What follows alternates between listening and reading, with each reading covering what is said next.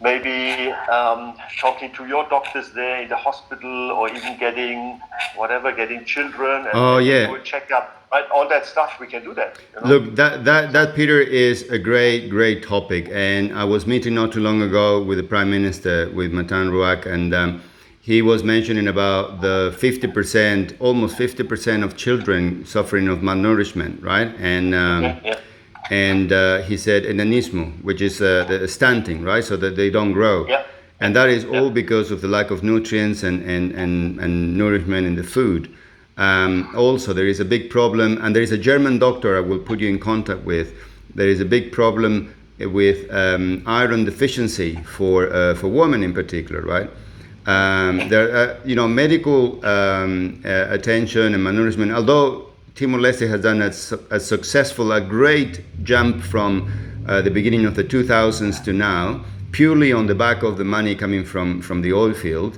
They moved from 55 years old average lifespan to 70 now, 70 plus. They moved from 147 children dying before the age of 5 in 2000 to less than 40 now. So incredible progress in that area, but still is one of the main issues. And they have a huge, very young population that grew exponentially just after the recovery of the independence from Indonesia. So obviously, with the certainty of better quality of life and a proper access to services, everyone started having more babies, and now you have this huge pyramid where 50% of the population is under the age of 25, right? So if we look at the human side and the human aspect of the trip, with more of a if we call it ESG, environmental, social, and what was the other one? And governance, type of thing, type of view from the corporate point of view. I think that there are a lot of good points there where Timor-Leste can not only be promoted as a touristic place, but also as a place where you can have an impact with a purpose.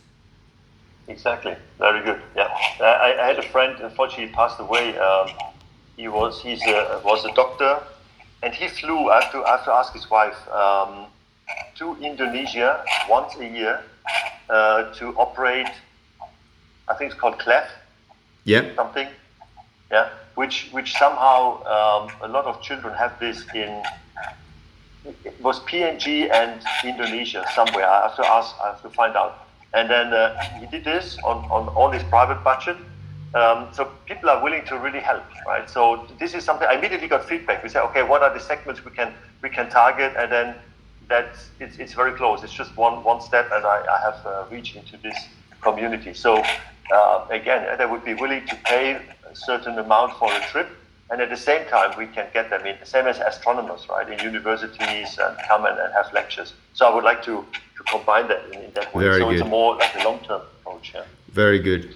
Okay. And recently, I believe it was like 2 weeks ago, we have a team of doctors from Australia conducting surgery, particularly for this Left, I think. Yeah. phase operation here. Yeah. 2 weeks ago, it's been moved from. Yeah, we call it labio leporino. We call it in Spanish. I don't know how they call that in Tetum, but yeah, the one that you have something here on the upper lip, right? Is that Yeah.